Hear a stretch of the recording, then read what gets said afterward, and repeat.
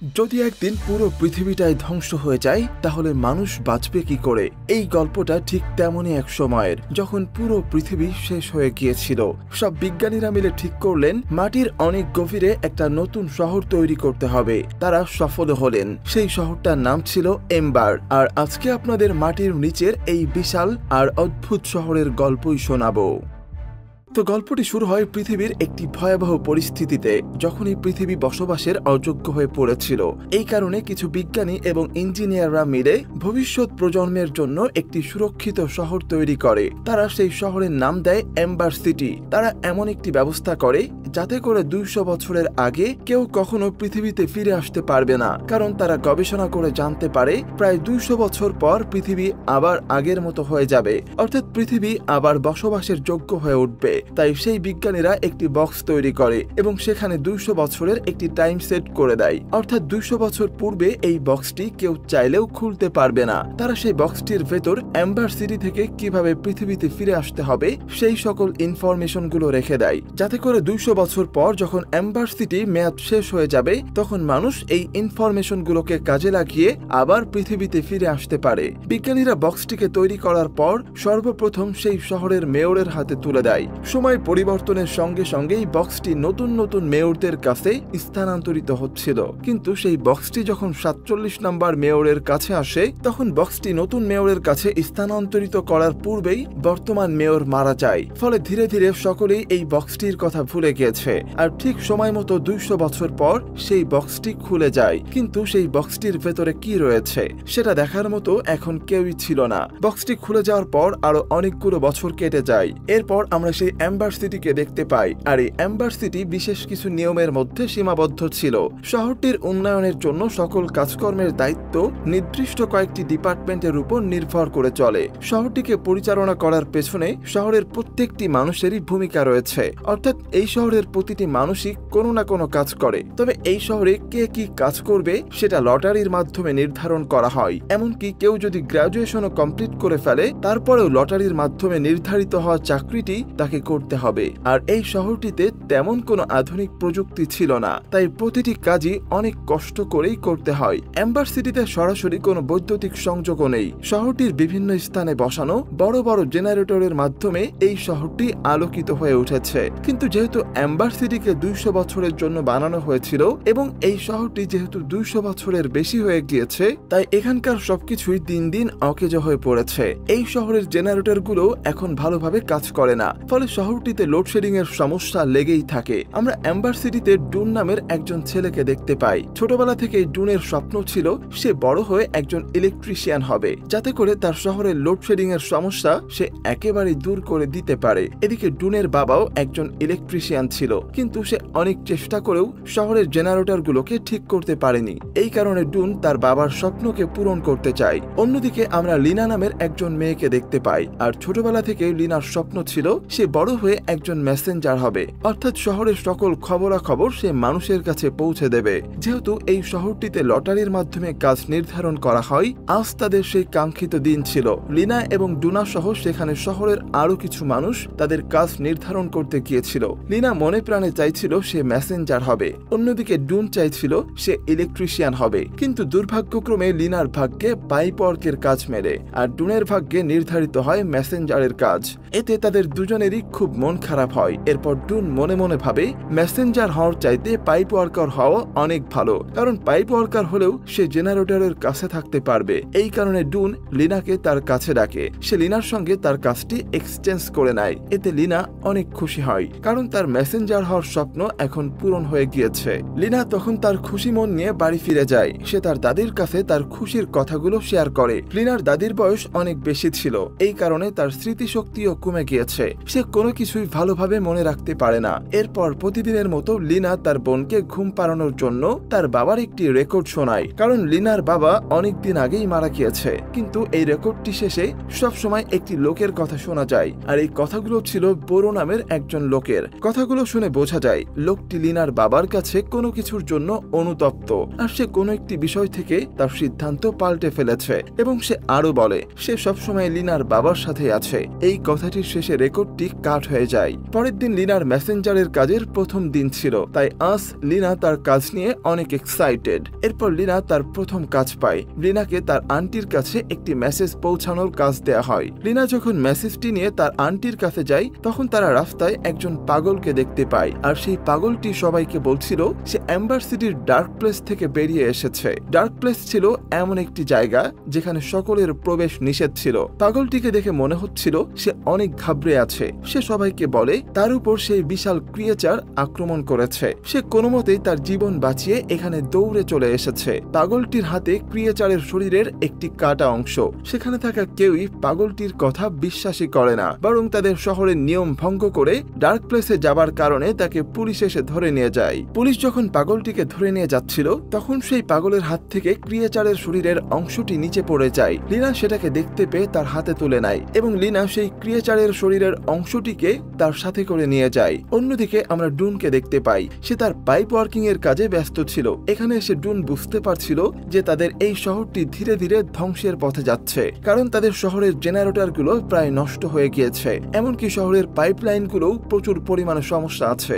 আর এই সমস্যাগুলোকে সমাধান করার জন্য যে প্রয়োজনীয় জিনিসগুলো দরকার, সেগুলোর কোনো কিছুই এই শহরটিতে নেই। এমনকি সেগুলো আমরা কোথা থেকে জোগাড় করব সেটাও আমাদের জানা নেই। এখন আর কোনো কিছুই করার বাকি নেই। আমরা শুধুমাত্র একটা জিনিসই করতে পারি, আর সেটা হলো অপেক্ষা। অর্থাৎ আমরা সেই দিনটির জন্য অপেক্ষা করতে পারি যেদিন আমাদের শহরটি পুরোপুরি ধ্বংস হয়ে যাবে। যেহেতু এম্বার সিটি প্রায় ধ্বংসের পথে, তাই সেখানকার সকল কর্মচারী হাল ছেড়ে দিয়েছে। এখন তারা শহরটিকে নিয়ে চিন্তা করে না, তারা সবাই নিজ নিজ কাজেই ব্যস্ত থাকে। কিন্তু ডুন এই ব্যাপারটা কোনোভাবেই মেনে নিতে পারছিল না। সে তার শহর এবং শহরের মানুষগুলোর জন্য কিছু একটা করতে চায়। এই কারণে ডুন চালাকি করে মেন্টরের পকেট থেকে এম্বার সিটির ম্যাপটি নিয়ে নেয়। এরপর ডুন সেই ম্যাপটিকে দেখতে দেখতে একটি লক করা দরজার সামনে চলে যায়। কিন্তু ডুনের কাছে একটা বিষয় খুবই অদ্ভুত লাগে, আর সেটা হলো ম্যাপটির ভেতর এই স্থানটির কোনো অংশই নেই। ডুন তার কৌতূহলবশত দরজাটি খুলে ভেতরে প্রবেশ করে। সেখানে গিয়ে সে দেখতে পায় এই স্থানটিতে অনেক বড় একটি টানেল রয়েছে, আর এই টানেলটি পুরোপুরিভাবে অন্ধকার ছিল এবং শহরের কেউই এই টানেলটি সম্পর্কে জানতো না। সেখানে অনেক অন্ধকার দেখতে পেয়ে ডুন অন্য একটি রাস্তার দিকে চলে যায়। সে সেই রাস্তা দিয়ে হাঁটার সময় উপর থেকে নেমে আসা একটি দড়ি দেখতে পায়। দড়িটির সাথে একটি শিকল বাঁধা ছিল। ডুন তখন সেই দড়িটির সাহায্যে উপরে উঠে আসে, আর সে বুঝতে পারে এটা হলো তাদের শহরের স্টোর রুম। এম্বার সিটির স্টোর রুমগুলোতেও এখন কোনো খাবারের মজুদ নেই। পুরো স্টোর রুমটি খালি পড়েছিল। ডুন ঘুরে ঘুরে স্টোর রুমটি দেখছিল, কিন্তু ঠিক তখনই সেই রুমের গার্ড চলে আসে। সে ডুনকে বলে, তোমার সাহস কি করে হলো এখানে আসার? এরপর সে ডুনকে সেখান থেকে বের করে দেয়, আর ঠিক তখনই তাদের শহরে লোডশেডিং হয়। এবার অনেক সময় পর তারা তাদের শহরের বিদ্যুৎ ফিরে পায়, কিন্তু তাদের শহরে বিদ্যুৎ ফিরে আসতে এত সময় লাগে না। তাই শহরের সকলের মধ্যে একটি আতঙ্কের তৈরি হয় যে হয়তো শহরের সকল জেনারেটরগুলো নষ্ট হয়ে যাচ্ছে। তাদের শহরে বিদ্যুৎ ফিরে আসার পর লিনা তার ছোট বোন এবং দাদির সঙ্গে দেখা করতে যায়। তখন লিনার দাদি লিনাকে কিছু বলার চেষ্টা করছিল, কিন্তু সে ভালোভাবে বলতে পারছিল না। তারপরেও লিনা বুঝতে পারে যে তার দাদি একটি জিনিসের কথা বলছে যেটা তার বাড়িতেই আছে। তার দাদি তাকে বলার চেষ্টা করে, আমাদের বাড়িতে একটি বক্স আছে যা কিনা অনেকগুলো মেয়রের হাতে স্থানান্তরিত হয়েছিল, কিন্তু কোনো এক কারণে আমাদের বংশের হাতে এসে বক্সটি আর স্থানান্তরিত হতে পারেনি। হয়তো সেই বক্সটিতে এমন কিছু থাকতে পারে যেটা তোমাদের কাজে লাগবে। লিনা তখন তার ছোট বোনকে সাথে নিয়ে বক্সটিকে খুঁজে বের করে, কিন্তু বক্সটিকে দেখতে পেয়েও লিনা কোনো কিছুই বুঝতে পারছিল না। এমনকি লিনার দাদি যেহেতু একজন বৃদ্ধ মানুষ ছিল, তাই সেও কোনো কিছু মনে করতে পারে না। এরপর লিনার কাছে একটি মেসেজ পৌঁছানোর কাজ আসে, আর এখন লিনাকে মেয়রের কাছে একটি মেসেজ নিয়ে যেতে হবে। লিনা তখন মেসেজ পৌঁছানোর জন্য সেই মেয়রের কাছে চলে যায়। লিনা সেখানে লক্ষ্য করে লিনাকে দেখে সেই মেয়র ড্রয়ারের ভেতর কিছু একটা লুকানোর চেষ্টা করছে।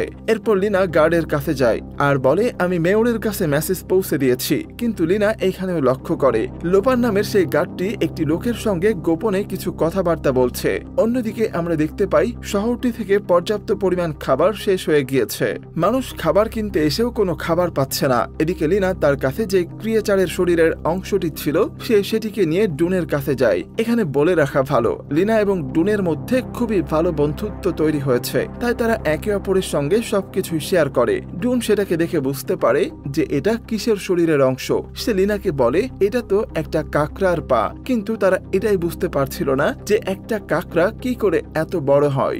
ডুন এই ব্যাপারে তার বাবার কাছে জিজ্ঞেস করে, কিন্তু তার বাবা কোনো কিছুই জানে না। তার বাবা তাকে এই সমস্ত জিনিসের চক্করে পড়তে নিষেধ করে। অন্যদিকে লিনা সেই বক্সটির রহস্য বোঝার চেষ্টা করে।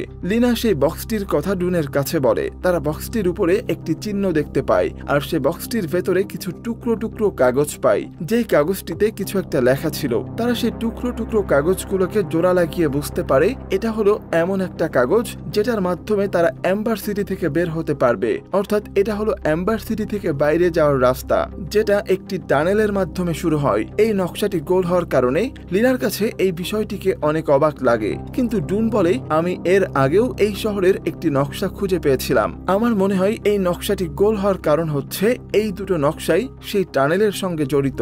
এই কারণে তারা দুজন লুকিয়ে লুকিয়ে সেই টানেলের কাছে চলে আসে। সেখানে তারা একজন ল্যাংড়া মানুষকে দৌড়ে পালিয়ে যেতে দেখে। এরপর তারা সেখানে কিছু খাবার প্যাকেট কুড়িয়ে পায়। এই খাবারগুলো ছিল অনেক দামি খাবার, আর সেই খাবারগুলো অনেক দিন আগেই তাদের শহর থেকে ফুরিয়ে গিয়েছে। তাই তাদের দুজনের মনেই প্রশ্ন জাগে যে এখন তো তাদের শহরে অল্প দামের খাবারই পাওয়া যায় না, আর এত দামি খাবার এখানে কিভাবে এলো। এরপর তাদের কোনো কিছু বুঝে ওঠার আগেই সেখানে অনেক ভয়ানক একটা ক্রিয়েচার চলে আসে। তারা সেই ক্রিয়েচারের হাত থেকে বাঁচার জন্য সেখান থেকে দৌড়ে পালাতে থাকে। তারা দুজনে মিলে সেখানে থাকা সেই স্টোর রুমটির ভেতরে আশ্রয় নেয়, কিন্তু সেই ক্রিয়েচার সেখানেও চলে আসে।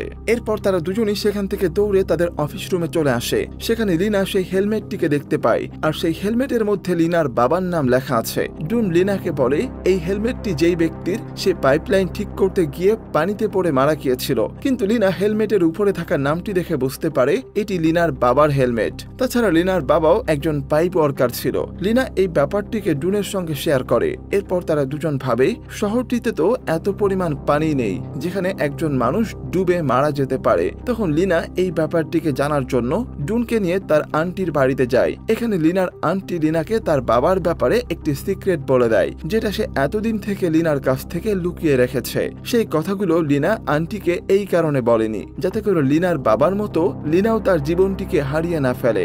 লিনার আন্টি লিনাকে বলে লিনার বাবার কাছেও মনে হতো এই শহরটির বাইরেও একটি জায়গা আছে, তাই লিনার বাবা সবসময় সেই জায়গাটির খোঁজ করত, আর সেই জায়গাটি খুঁজতে গিয়ে লিনার বাবার মৃত্যু হয়েছে। এই কথাগুলো শোনার পর লিনা তার বাড়ির দিকে ফিরছিল।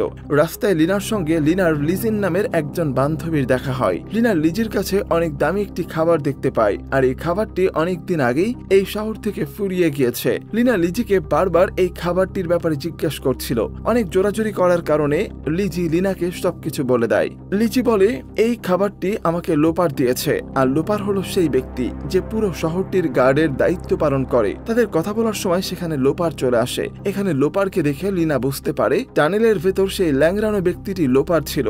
এখন লিনার মনে অনেক সন্দেহ জাগে, তাই সে ডুনকে সাথে নিয়ে সেই টানেলটির ভেতর আবার যায়। তারা সেই টানেলের একদম ভেতরে প্রবেশ করে দেখতে পায় এই শহরের মেয়র লোপারের সাহায্যে সকল খাবার সংরক্ষণ করে রেখেছে, আর এতদিন তারা সাধারণ মানুষকে বোকা বানিয়েছে। তারা শুধুমাত্র নিজেদের স্বার্থের জন্য খাবারগুলো সংরক্ষণ করে রেখেছে। কিছুক্ষণ পর তারা সেখানে কারো উপস্থিতি টের পায় এবং সেখান থেকে দৌড়ে পালিয়ে যায়। তারা দুজনে মিলে তখন লিনার বাড়িতে আসে। এরপর প্রতিদিনের মতো লিনা তার বোনকে ঘুম পাড়ানোর জন্য তার বাবার সেই রেকর্ডটি চালু করেন। ডুন সেই রেকর্ডটিকে লক্ষ্য করে বুঝতে পারে লিনার বাবার আওয়াজ ছাড়াও সেখানে অন্য কারো আওয়াজ ছিল। ডুন সেই আওয়াজটিকে আরো বেশি মনোযোগ দিয়ে শোনে। এরপর সে বুঝতে পারে সেই আওয়াজটি হলো তার বাবার, অর্থাৎ সেখানে লিনার বাবার সঙ্গে ডুনের বাবাও ছিল। কারণ সেই রেকর্ডটি শেষে একটি নাম বলা হয়, আর সেই নামটি হলো লরেস বোরো হ্যারো। এই নামটি হলো ডুনের বাবার, অর্থাৎ লিনার বাবার পৃথিবী খোঁজার সন্ধানে ডুনের বাবাও সামিল ছিল। এই সকল কারণে ডুনের বাবা ডুনকে এই সমস্ত বিষয়ে জড়াতে নিষেধ করে। সবকিছু জানতে পেরে ডুন সোজা তার বাবার কাছে যায়। সে তার বাবাকে বলে তুমি লিনার বাবার সঙ্গে কিভাবে সেই ডার্ক প্লেসে গিয়েছিলে। ডুন এই বিষয়গুলোকে এই কারণেই জানতে চাইছিল, কারণ সে মনে প্রাণে চাইতো পৃথিবীকে খুঁজে বের করতে, যাতে করে সে এই শহরের সকল নিরীহ মানুষগুলোকে বাঁচাতে পারে। অন্যদিকে লিনা তাদের মেয়রের স্বার্থপরতার কথা সকলকে বলতে চাইছিল, কিন্তু মেয়র আগে থেকে সেখানকার সবাইকে হাত করে রেখেছে। তারা লিনাকে ফুলিয়ে ফালিয়ে মেয়রের কাছে নিয়ে যায়। লিনা এখানে লক্ষ্য করে দেখে মেয়রের গলাতে একটি পেন্ডেন্ট রয়েছে, আর এই পেন্ডেন্টের নকশাটি সেই বক্সের উপরে থাকা নকশার সঙ্গে মিলে যায়। ঠিক এমন সময় সেই শহরে লোডশেডিং হয়। লিনা তখন সুযোগ বুঝে মেয়রের গলা থেকে সেই পেন্ডেন্টটি নিয়ে দৌড়ে পালিয়ে যায়, কিন্তু মেয়রের কর্মচারীরা লিনার পিছু করতে থাকে। লিনা দৌড়াতে দৌড়াতে ডুনের বাড়ির দিকে যাওয়ার কারণে সেই কর্মচারীরা ডুনদের বাড়িতে ঢুকে পড়ে, কিন্তু ডুনের বাবা অনেক চালাকি করে তাদেরকে সেখান থেকে বের করে দেয়। অন্যদিকে ডুন এবং লিনা সেই জায়গাটিতে পৌঁছে যায় যেখানে তাদের বাবারা অন্য একটি পৃথিবীর খোঁজ করত। তারা সেখানে একটি বড় মেশিন দেখতে পায়, কিন্তু তারা এখানে কোনো নতুন পৃথিবীর চিহ্ন পর্যন্ত দেখতে পায় না, আর তারা চাইলেও এখান থেকে বের হতে পারবে না, কারণ বাহিরে মেয়রের লোকজন তাদেরকে খুঁজছে। তাই তারা দুজনে মিলে মাটি খোঁড়ার সেই মেশিনটির উপরে বসে পড়ে। তারা সেই মেশিনটির সাহায্যে মাটির নিচে আরো গভীরে চলে যায়। এরপর তারা দুজন সেখানে মেয়রের পেন্ডেন্টটি বক্সের মধ্যে থাকা একটি বস্তুর সঙ্গে মিলিয়ে ফেলে। দুটো জিনিসকে মেলানোর পর তারা সেখানে জেনারেটরের চিহ্ন দেখতে পায়। তারা দুজন সেখানে বুঝতে পারে এখান থেকে বাইরে যাওয়ার রাস্তা সেই জেনারেটরটির কাছেই হবে। তাই তাদের জীবনের ঝুঁকি থাকা সত্ত্বেও তারা তাদের শহরে ফিরে আসে। লিনা তখন তার ছোট বোনকে সাথে নিয়ে সেই জেনারেটরের অফিসে যায়। তাদের সঙ্গে সেখানে ডুনও ছিল, কিন্তু তারা অনেক চেষ্টা করেও সেই জেনারেটরের লক খুলতে পারছিল না। তখন লিনা সেই বক্সটির ম্যাপটিকে বের করে এবং দেখতে পায় জেনারেটরের কিছু চিহ্নর সঙ্গে ম্যাপটির হুবহু মিল রয়েছে। সে লক্ষ্য করে দেখে পৃথিবীকে খুঁজে বের করার জন্য ম্যাপটিতে অনেক ক্লু রয়েছে। তারা সেই ম্যাপের ক্লু অনুযায়ী আলমারির পেছনে একটি চেম্বার খুঁজে পায়। ডুন সেই চেম্বারটির দিকে তাকিয়ে দেখে সেখানে আরো অনেকগুলো লকারস আছে, আর সেই লকারগুলোর পেছনে বোর্ড লেখা আছে। এরপর তারা সেখানে জাহাজের একটি স্টিয়ারিং হুইল দেখতে পায়। সেটাকে ঘোরানোর সঙ্গে সঙ্গে সেখানকার সবকিছুই আনলক হয়ে যায়। যখন তারা সবাই চেম্বারটির একদম ভেতরে প্রবেশ করে তখন তারা একটি অদ্ভুত দুনিয়া দেখতে পায়, যেটা তাদের শহরের চাইতে একদম আলাদা ছিল। সেখানে একটি নদী বয়ে যাচ্ছিল। এরপর সেই চেম্বারের লকারটি স্লাইড করে নিচে এসে আরেকটি লকারকে ধাক্কা দেয়, আর সেই লকারটি পানিতে পড়ে গিয়ে নৌকার মতো হয়ে গিয়েছে। তারা তখন দেখতে পায় সেই লকারটি একটি রোলারের কাছে গিয়ে ধ্বংস হয়ে গেছে, আর এই রোলারের কারণে লিনার বাবার মৃত্যু হয়েছিল। এরপর তারা একটি প্ল্যান করে। তারা বলে আমরা এই জায়গাটিকে যদি অনেকগুলো পানি দিয়ে ভর্তি করে দিই তাহলে নৌকা নিয়ে পার হতে পারবো। তারা দুজন তখন ম্যাপ চেক করে দেখে সেখানে একটি রুমের চিহ্ন দেওয়া আছে। ডুন তখন বুঝতে পারে এটা হলো কন্ট্রোল রুমের চিহ্ন। তারা সেই কন্ট্রোল রুমের কাছে গিয়ে রুমটিকে লক করা দেখতে পায়। তাদের মাথায় একটা বুদ্ধি আসে। তারা সেই পেন্ডেন্টটিকে আবার সেই জিনিসটির সঙ্গে ম্যাচ করে। তারা তখন দেখতে পায় লকের চিহ্নের সঙ্গে এই জিনিসটির চিহ্নের মিল আছে, আর তারা বুঝতে পারে এটাই হলো কন্ট্রোল রুমের চাবি। তারা সেই চাবিটির সাহায্যে কন্ট্রোল রুমের ভেতরে প্রবেশ করতে পারে। এরপর তারা ম্যাপটির পরবর্তী ইনস্ট্রাকশন দেখে। সেই ইনস্ট্রাকশন অনুযায়ী তারা কন্ট্রোল রুমটিকে অ্যাক্টিভেট করে। এর ফলে সেখানকার একটি রোলার ধীরে ধীরে চলতে শুরু করে, আর এই রোলারটির ভেতর থেকে পানির স্রোত বের হতে থাকে। কিন্তু রোলারটি চলতে চলতে হঠাৎ করে বন্ধ হয়ে যায়। এদিকে কন্ট্রোল রুমের ভেতর রোলার চালু করার কারণে জেনারেটরগুলো উপরে অনেক চাপ পড়ছিল, ফলে অতিরিক্ত প্রেসারের কারণে মিটারগুলো ফেটে যাচ্ছিল। এমনকি এম্বার সিটির সকল লাইটগুলো ব্লাস্ট হয়ে যায়, আর তাদের পুরো শহরটি পানি দিয়ে ভর্তি হয়ে যাচ্ছিল। এই দৃশ্য দেখে মেয়র মনে করে আজই হয়তো তাদের শহরটি ধ্বংস হয়ে যাবে। এজন্য সে ভয় পেয়ে তার খাবারের সেই রুমটিতে লুকিয়ে পড়ে। কিন্তু ঠিক তখনই সেখানে অদ্ভুত সেই ক্রিয়েচার চলে আসে, আর সেই ক্রিয়েচারটি মেয়রকে মেরে ফেলে। অন্যদিকে মেন্টর ডুনের কাছে পৌঁছে গিয়েছে। সে ডুনের সঙ্গে এগুলো ঠিক করছিল।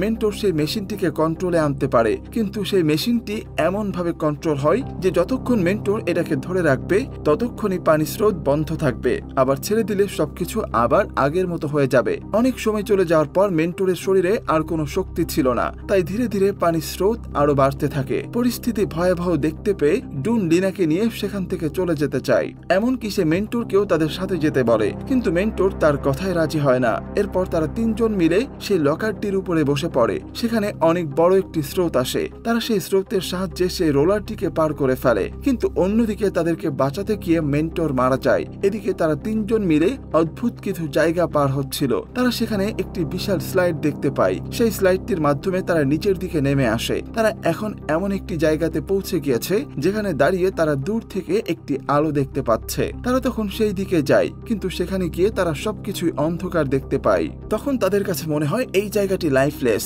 আর নতুন পৃথিবীর সন্ধান করে তারা তাদের সময়গুলোকে নষ্ট করছে। কিন্তু তার ঠিক কিছুক্ষণ পরেই আকাশে সূর্য উঠতে শুরু করে। ঠিক সেই সময় তারা পৃথিবীর সৌন্দর্য অনুভব করতে পারে, আর অবশেষে এখন তারা পৃথিবীতে পৌঁছে গিয়েছে। এরপর তারা একটি পাখিকে ফলো করতে করতে একটি গর্ত খুঁজে পায়, আর সেই গর্তটি দিয়ে তারা এম্বার সিটিকে পরিষ্কার ভাবে দেখতে পাচ্ছিল। তারা তাদের একটি লেখা চিঠি পাথরের সঙ্গে বাঁধে এবং গর্তের মাধ্যমে এম্বার সিটিতে পাঠিয়ে দেয়, যাতে করে এম্বার সিটির মানুষজন এই নতুন পৃথিবীর কথা জানতে পারে এবং তারা সবাই এই শহরে চলে আসতে পারে। আর সৌভাগ্যক্রমে ডুনের বাবা সেই চিঠিটি কুড়িয়ে পায়। চিঠিটি পাওয়ার পর ডুনের বাবা ডুনের জন্য অনেক গর্ববোধ করে, কারণ যেই কাজটি সে এত বছর ধরে করতে পারেনি সেই কাজটি তার ছেলে ডুন করে দেখিয়েছে। এরপর তারা তিনজন মিলে নতুন এই পৃথিবীর সৌন্দর্যকে উপলব্ধি করতে থাকে। আর এখানেই শেষ হয়ে যায় মুভিটি। তো মুভিটি কেমন লেগেছে তা অবশ্যই কমেন্ট করে জানাতে ভুলবেন না। আজকের মতো এখানেই বিদায় নিচ্ছি।